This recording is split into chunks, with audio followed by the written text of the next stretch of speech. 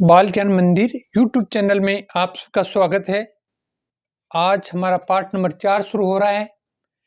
तो इसको शुरू होने से पहले मैं आपको बता दूं कि यदि आपने बाल ज्ञान मंदिर यूट्यूब चैनल को सब्सक्राइब नहीं किया है तो आज ही करें, ताकि इस पर जो बनाए जाने वाले वीडियो आप आसानी से देख सकें और अपने प्रतियोगी परीक्षाओं में भी उत्तीर्ण हो सकें। इसमें कक्षा 5, 8, 10, 12 के विद्यार्थी जो परीक्षाएं पास करना चाहते हैं प्रतियोगी, उनके लिए अच्छे-अच्छे क्वेश्चन हैं, वो इनको पढ़ के और अच्छे से पास हो सकते हैं। और क्वेश्चन कैसे हैं अभी आप यह देखेंगे। आज का हमारा पहला प्रश्न है, गेहूं कौन सी फसल है? तो गेहूं कौन सी फसल है? तो ए रबी, बी खरीफ, सी जायद, डी ये सभी। तो पहले अपन देख लेते हैं फसलें कितने प्रकार की होती है। फसलें 3 प्रकार की होती है। पहली रबी, रबी की फसल जो होती है शीतकालीन में होने वाली फसलें, वो रबी की फसल होती हैं। ये अधिकतर अक्टूबर नवंबर में इनकी बुआई हो चुकी होती हैं। ठीक है। इसके बाद में फरवरी के महीने, फरवरी से मार्च, फरवरी मार्च में जिन फसलों की बुआई होती है उसको जायद फसल कहते हैं, और ये फसलें मई के अंत में आ जाती है। ठीक है। जून महीने में जिन फसलों को बोया जाता है जून जुलाई में, उन फसलों को खरीफ की फसलें कहते हैं। ये जून जुलाई में बोई जाती है। अब अपन देखते हैं रबी की फसल। रबी की फसल शीतकालीन में जो फसलें होती हैं उसमें सरसों है, गेहूं है, तो ये रबी की फसल में आती हैं। और अब हमारे ये क्या है, गेहूं, तो गेहूं किस में आएगा, रबी। तो इसका सही आंसर होगा ए रबी की फसल। अब सही आंसर लिख देंगे, सही उत्तर ए रबी की फसल। ठीक है, रबी।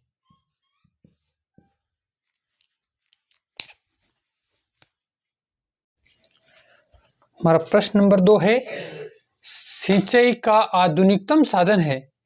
तो लेटेस्ट हमारा साधन कौन सा है सिंचाई का, उस पर हम विचार करेंगे। इसमें ए है चड़स, बी है देखली, सी है विद्युत पंप और डी है रहर। तो चड़स तो बैलों के माध्यम से होता है, देखली, रहर तीनों चीजें बैल या मनुष्य किसी घुमावदार के माध्यम से चलने वाली चीजें हैं जो वर्तमान में अभी नहीं है। तो आधुनिकतम साधन है विद्युत पंप, बोरवेल्स वगैरह जो भी है, विद्युत पंप जो भी आ रहे हैं, ये आधुनिक में। इसमें अब सही आंसर कौन सा होगा अपना, सी विद्युत पंप। सही उत्तर सी विद्युत पंप। विद्युत पंप। अब किसका आंसर है ये कि सिंचाई का आधुनिकतम साधन, उसका आंसर है विद्युत पंप। प्रश्न नंबर 3 है, कुष्ठ रोग उत्पन्न होता है, ए विषाणु, बी जीवाणु, सी प्रोटोजोआ, डी अमीबा। तो जो बीमारियां होती है विभिन्न प्रकार के विषाणु, जीवाणु, प्रोटोजोआ, अमीबा, इन सब का कुछ न कुछ योग रहता है। और यहाँ प्रश्न है कुष्ठ रोग होता है। कुष्ठ को मतलब पूरा शरीर एक कुष्ठ हो जाता है, जैसे दांत खास खुजली की तरह से जो होता है वो कुष्ठ रोग होता है।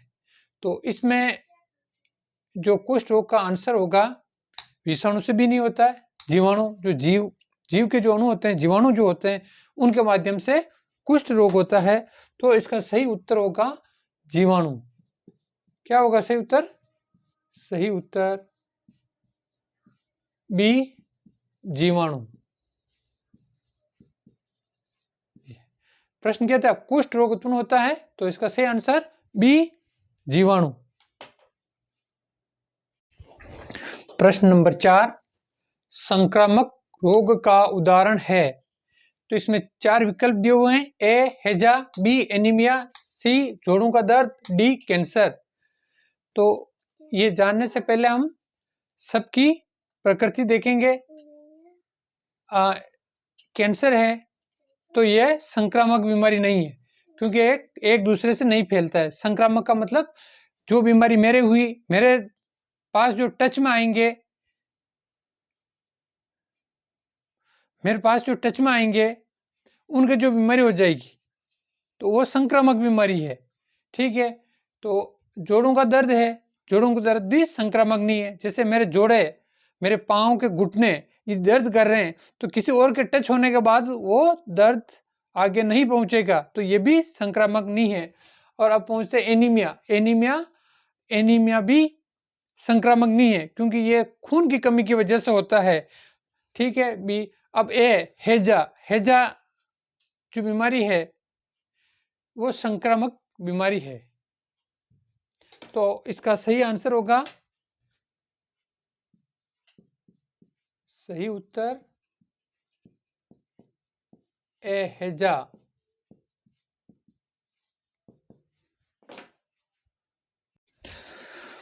प्रश्न नंबर 5, छोटी माता चिकन पॉक्स का संचरण करने वाला वायरस है।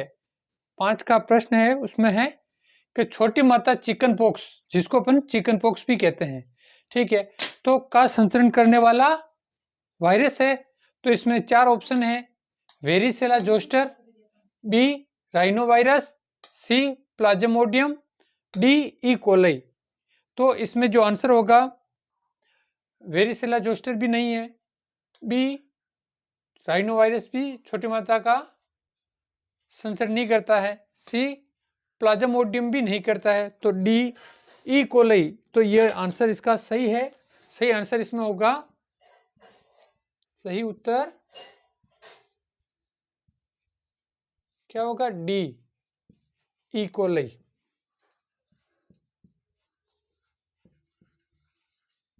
इकोलाई 5वां का सही आंसर क्या होगा, D E coli. D E coli क्या है, छोटी मात्रा का संचरण करने वाला वायरस। क्या है, छोटी मात्रा का संचरण करने वाला वायरस। प्रश्न नंबर 6, एनीमिया में शरीर में किसकी कमी हो जाती है? ए रक्त, बी विटामिन, सी जल की, डी खनिज लवणों की। तो इस पर विचार कीजिए, आप अपना आंसर बनाइए, तब तक हम बताते हैं। एनीमिया में शरीर में किसकी कमी हो जाती है? जब एनीमिया बीमारी हो जाती है तो अपने शरीर में किस चीज की कमी हो जाती है, यह है इसका प्रश्न। तो ए रक्त, क्या रक्त की कमी होती है, विटामिन की होती है, खनिज लवण की होती है, या जल की होती है? तो इसका आंसर होगा रक्त। हमारे शरीर में जैसे जैसे खून की कमी हो जाती है, रक्त की कमी हो जाती है, तो एनीमिया बीमारी हो जाती है। तो इसका सही आंसर होगा ए, सही उत्तर ए रक्त।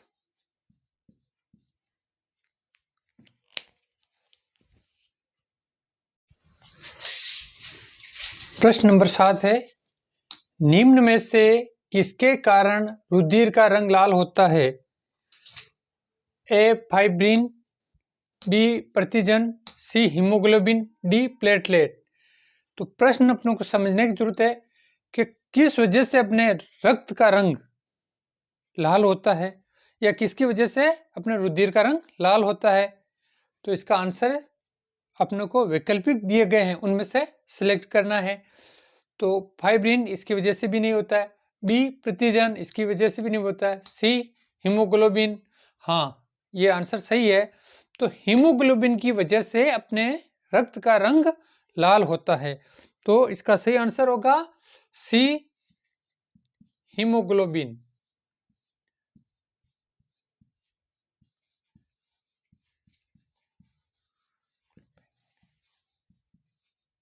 सी होगा हीमोग्लोबिन।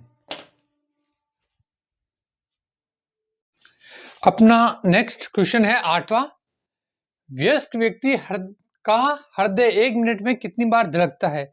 एक जवान इंसान है, उनका हृदय 1 मिनट में कितनी बार धड़कता है? तो इसके 4 विकल्प दिए हैं, तब तक आप भी सोचिए और अंदाज लगाइए कि इसका उत्तर क्या हो सकता है।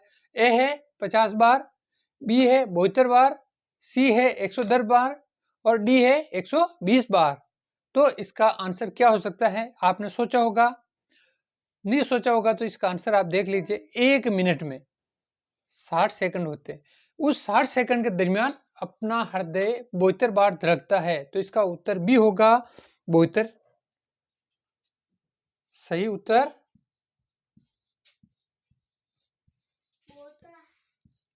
बी 72। ये सही आंसर अपना बी 72।